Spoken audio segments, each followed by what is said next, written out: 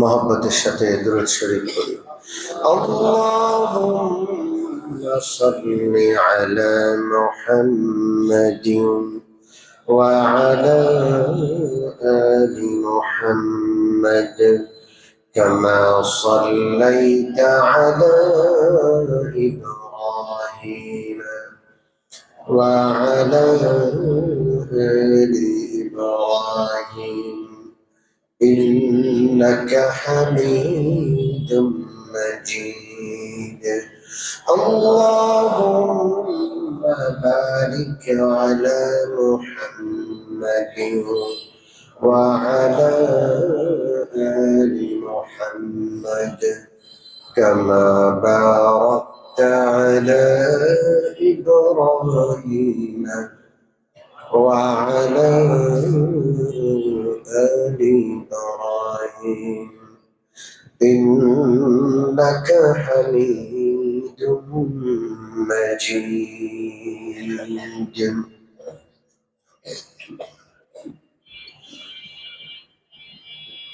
সম্মানিত মুসল্লিয়ানে কেরাম,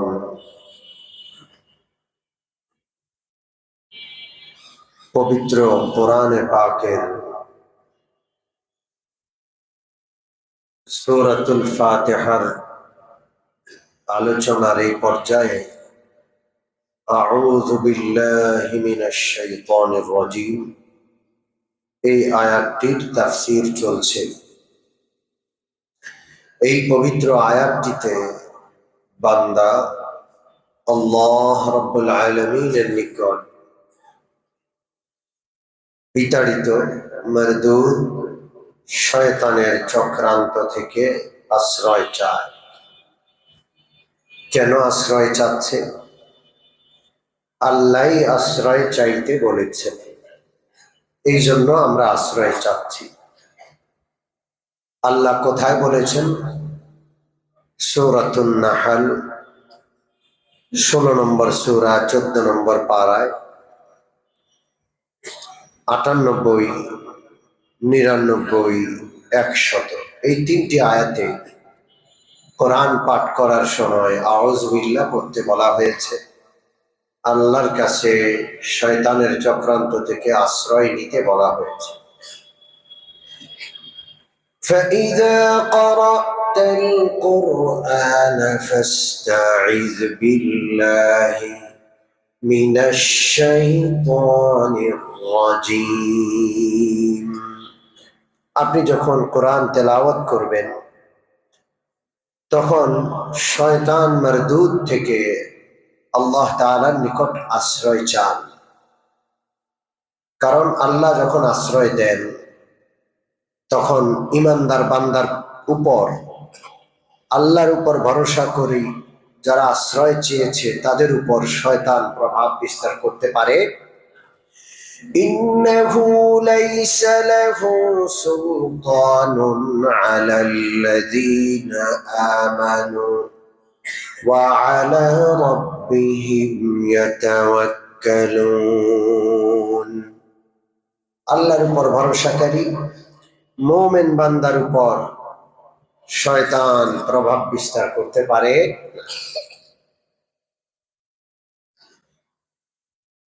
যারা শয়তানকে বন্ধু বানায়, আল্লাহ রাব্বুল আলামিনের নিকট আশ্রয় নেয় না, শয়তান তাদের উপর প্রভাব বিস্তার করে ফেলে। অতএব আমরা মুমিন বান্দা, যেহেতু আল্লাহর প্রতি ভরসাকারী বান্দা, কোরআন তেলাওয়াতের মুহূর্তে আমরা আউযু বিল্লাহ পাঠ করে কার আশ্রয় নিব? কোরআন তেলাওয়াত নয়, যে কোনো ইবাদত, যে কোনো বিষয়ের সময় আমরা কার আশ্রয় চাই? অর্থাৎ আমাদের 24 ঘন্টা জিন্দেগি আমরা কার আশ্রয়ে থাকতে চাই? আল্লাহর আশ্রয়ে থাকতে চাই। কেন শয়তান থেকে আশ্রয় নিতে হবে? শয়তান আমাদের প্রকাশ্য দুশমন। ইন্নাশ শাইতানা লাকুম আদুউন ফাত্তাখিযুহু আদুওয়া। শয়তান তোমাদের দুশমন, শয়তানকে দুশমন বলে মেনে নাও। এই প্রকাশ্য দুশমন থেকে আশ্রয় আল্লাহর কাছে কেন চাই? কারণ একে আমরা দেখি না, ইন্নাহু হুয়া ওয়া কাবিলুহু মিন হাইসু ইয়ারানাকুম, তা সে এবং তার কবিলা, শয়তানের আওলাদ ফরজন, বাচ্চা কাচ্চা আন্ডা বাচ্চা সব আমাদেরকে দেখে, এমন ভাবে দেখে মিন হাইসু লা তারাউনাহু, আমরা দেখি না। চোখে দেখা গেলে দুশ্মনকে দূরে রেখে, নিজেকে দূরে রেখে চলা যায়। যে দুশ্মনটাকে দেখি না, সেই দুশ্মন থেকে নিজে দূরে থাকার কোনো উপায় নাই। এই জন্য আমরা এই অদেখা মস্ত বড় দুশ্মন থেকে কার কাছে প্রার্থনা করি আশ্রয়। আমাদের আলোচনা চলছিল এই শয়তান নামক দুশ্মন, এটা পৃথিবীর আমাদের বাবার সৃষ্টি লগ্ন থেকে আমাদের দুশ্মন, এবং কিয়ামত পর্যন্ত সে দুশ্মনী করেই যাবে, কখনো দুশ্মনী থেকে ক্ষান্ত হবে না। দুশ্মনী কবে শুরু হয়েছে সেই ইতিহাস সূরা বাকারায় রয়েছে। আমি আপনাদেরকে সেই ইতিহাস সূরাতুল বাকারার আয়াতগুলোর আগে শোনাচ্ছিলাম। আল্লাহ তাআলা আমাদের বাবাকে জান্নাতে সৃষ্টি করেছেন। আমরা এবং আমাদের বাবা আদম কার খলিফা? খলিফা। ইন্নী জাইলুন ফিল আরদি খলিফা। আমরা প্রতিনিধিত্ব করি কার? জোরে বলেন। মনে রাখতে হবে,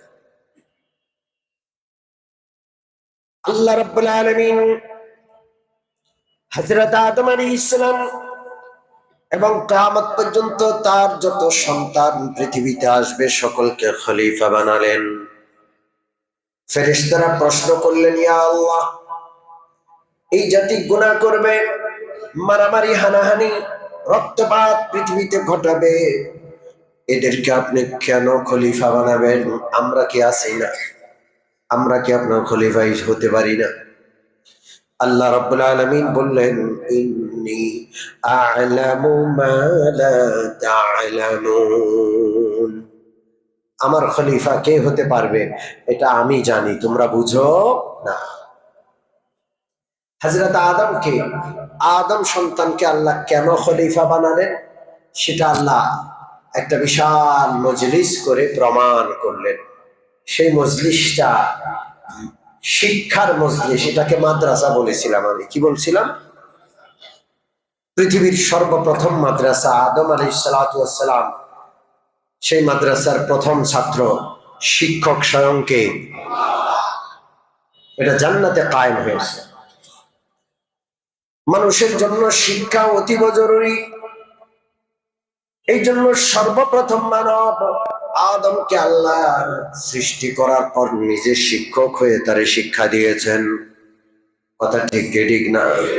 এই জন্য মানুষ কখনো অশিক্ষিত থাকতে পারে না। তবে শিখবে মানুষ কুশিক্ষা না, সুশিক্ষা। জোরে বলেন কি শিক্ষা? জোরে বলেন কি শিক্ষা? আজকে আমাদেরকে কুশিক্ষা শেখানো হচ্ছে।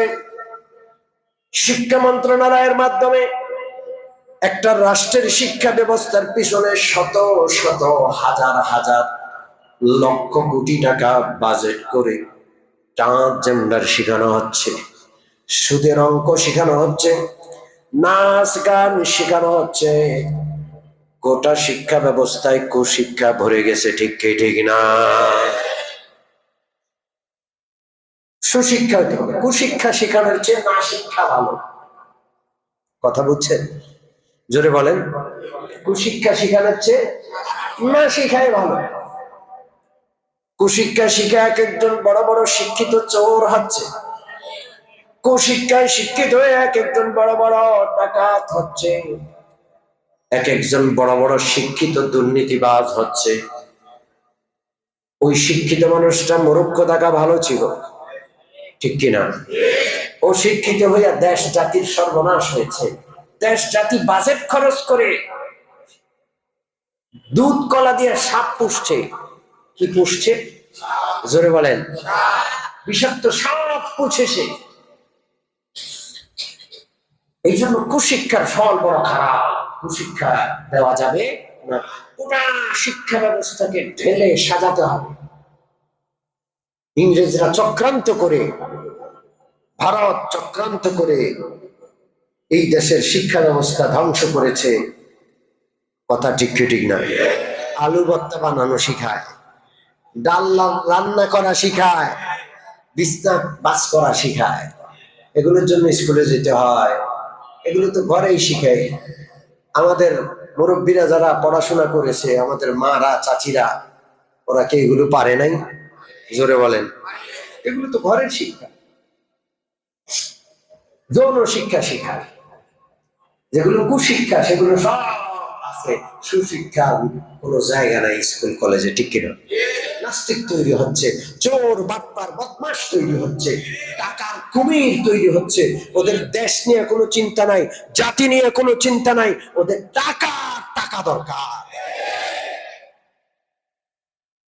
সচিবালয়ে আগুন ধরেছে, কোন মূর্খ লোক গিয়ে আগুন দিছে? হ্যাঁ, এমন চক্রান্ত করে আগুন দিছে। এরা সব কুশিক্ষায় শিক্ষিত, ঠিক কিনা? নথি সব পড়ে ফেলছে, নিজের দুর্নীতির নথি চক্রান্ত করে পড়েছ, শেষ করতে পারবা না। সব হেফাজতে আছে কার কাছে? فَمَن يَعْمَلْ مِثْقَالَ ذَرَّةٍ خَيْرًا يَرَهُ وَمَن يَعْمَلْ مِثْقَالَ ذَرَّةٍ شَرًّا يَرَهُ। সরিষার দানা পরিমাণ, যারা পরিমাণ কেউ যদি সৎ কাজ করে সেটাও তার সামনে উপস্থিত করা হবে। যারা পরিমাণ কেউ যদি অসৎ কাজ করে সেটাও তার সামনে আনা হবে। হবে কি হবে না? এটা যদি আগে শিখানো হতো, এই আয়াত, এটা সুশিক্ষা। এটা যদি পড়াশোনার যুগে শিখানো হতো, এই দুর্নীতিও হতো না, আর এই আগুন জ্বালানোর চক্রান্তও হতো না। দুর্নীতি হয়ে সব টাকা নিয়েও গেছে, টাকার সমস্ত চুরির নথিপত্র জ্বালায়ও দিয়েছে, ঠিক ঠিক না? এই জন্য শিক্ষা ব্যবস্থা ঠিক করা লাগবে। কি পড়াইতে হবে? যেটা আল্লাহ পড়িয়েছে। সুশিক্ষার ভিত্তি হলো আল্লাহর দেওয়া শিক্ষা, ঠিক কিনা? সুশিক্ষার ভিত্তি হলো নবী রাসূলদের শিক্ষা। এরপরে বাকিগুলো পড়লে ইনশাআল্লাহ কাজে লাগবে, অপব্যবহার হবে না। আর যদি ভিত্তিতে আল্লাহর শিক্ষা, নবীর শিক্ষা, কোরআন এবং সুন্নাহর শিক্ষা না থাকে, তো ডাক্তার ডাক্তার হবে না, কসাই হবে। চিকিৎসক চিকিৎসাকারী হবে না, রক্তচোষা হবে। আফসোস, জাতি বুঝতেছে না। জাতির কান্ডারি যারা বসেছে চেয়ারে, ওরা কান্ডারি না, ওরা জাতির চাকর হওয়ার যোগ্য না, কান্ডারি হয়ে বসে আছে। বুখারী শরীফের হাদিস, বিশ্বনবী রাহমাতুল লিল আলামিনের নিকট এক ব্যক্তি আসলো। নবীজি তখন বয়ান করছিলেন। বিশ্বনবী রাহমাতুল লিল আলামিন বয়ান করছেন, ওয়াজ করছেন, কোন একটা প্রসঙ্গে আলোচনা করছেন। বুখারীর হাদিস, বুখারী। এক ব্যক্তি এসে জিজ্ঞেস করে ফেললো, ইয়া রাসূলুল্লাহ মাতা সাআ, ওগো নবীজি, কিয়ামত কখন হবে? কিয়ামত কখন হবে জিজ্ঞেস করে ফেলছে। রাসূলুল্লাহ কোনো জবাব না দিয়া তার কথা চালিয়ে যাচ্ছেন। যে প্রসঙ্গে তিনি আলোচনা করছেন সেই প্রসঙ্গটাই তিনি চালিয়ে যাচ্ছেন। সাহাবায়ে কেরাম মন্তব্য করা শুরু করলেন যে রাসূলুল্লাহ হয়তো তার কথাটা শুনে নেই না, খেয়ালই করতে। কারণ একটা কথা বলতে গেলে তখন শোনা অনেক সময় সম্ভব হয় না। কেউ কেউ মন্তব্য করলেন রাসূলুল্লাহ শুনেছেন কিন্তু খুব বিরক্ত হয়েছেন, এই জন্য রাসূলুল্লাহ তার প্রশ্নের জবাব দেন নাই। কয়টা মন্তব্য আসলো? এক নম্বর মন্তব্য, রাসূলুল্লাহ তার প্রশ্নটা শুনে নেই, খেয়াল করতে পারেন। দুই নম্বর মন্তব্য, না, রাসূলুল্লাহ শুনেছেন কিন্তু কথার ফাঁকে অপেক্ষা না করে হুট করে প্রশ্ন করে দিছে, এই জন্য রাসূলুল্লাহ নারাজ হয়েছেন, প্রশ্নের জবাব দেন নাই। বুখারীর হাদিস বলছে। রাসূলুল্লাহ তার প্রসঙ্গ যখন শেষ করলেন, তখন আল্লাহর নবী জিজ্ঞেস করলেন, আইনা বরাউস সাইল মিনাস সাআ, কোথায় ওই ব্যক্তি যে আমাকে কিয়ামত সম্পর্কে প্রশ্ন করেছে? লোকটা কোথায়? লোকটা হাত তুললো, ইয়া রাসূলুল্লাহ, এই যে আমি জিজ্ঞেস করেছি মাতা সাআ, কিয়ামত কবে হবে? আল্লাহ রাসূল এক কথায় জবাব দিলেন, ইযা উসিদাল আমরু ইলা গায়রি আহলিহি, কিয়ামত তখন হবে যখন দায়িত্বগুলো অনুপযুক্ত ব্যক্তিদের হাতে অর্পণ করা হবে। রাষ্ট্রের দায়িত্ব, নেতৃত্বের দায়িত্ব, শিক্ষকতার দায়িত্ব, যত রকমের দায়িত্ব আছে, অফিসের দায়িত্ব, যত রকমের দায়িত্ব আছে, সব অযোগ্য ব্যক্তিদের হাতে চলে যাবে, চোরদের হাতে চলে যাবে, বাটপারদের হাতে চলে যাবে। জাতির কান্ডারি তারা হবে যারা জাতির 12টা বাজানে ওয়ালা। কথা বুঝেন নাই?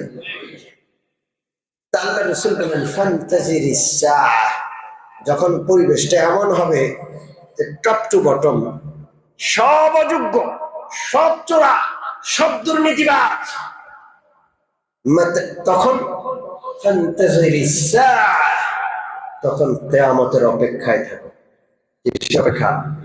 জোরে বলেন। জাতির কান্ডারি যারা হয়েছে তারা জাতির জন্য শিক্ষা ব্যবস্থা কি হবে সেটা বুঝে না, বুঝার ক্ষমতা নাই। ইউরোপ চাপিয়ে দিল, ট্রান্সজেন্ডার ঢুকিয়ে দিল, ভারত চাপিয়ে দিল, আলুর ভর্তা বানানো আর ডাল পাকানো ঢুকিয়ে দিল। জাতির জন্য কোনটা দরকার ওরা বুঝে না। ওদের দরকার ক্ষমতা, ওরা চিরস্থায়ী ক্ষমতা চায়। ঠিক না?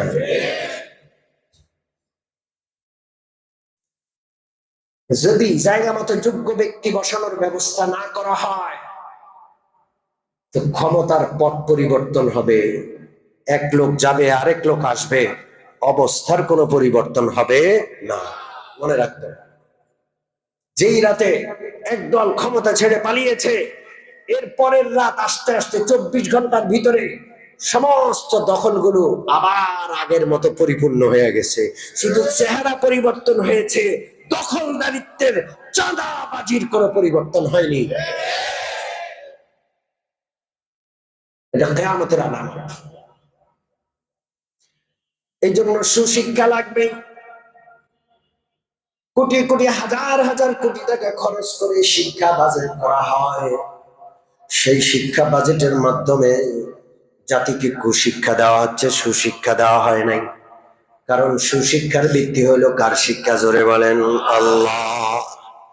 এই জন্য আল্লাহ রাব্বুল আলামিন আদম আলাইহিস সালাতু ওয়াস সালামকে সৃষ্টির পরপর শিক্ষক নিজে হয়ে আদমকে ছাত্র বানিয়ে গোটা ফেরেশতা কুলকে বসিয়ে আল্লাহ শিক্ষকতা করেছেন, আদম ছাত্র।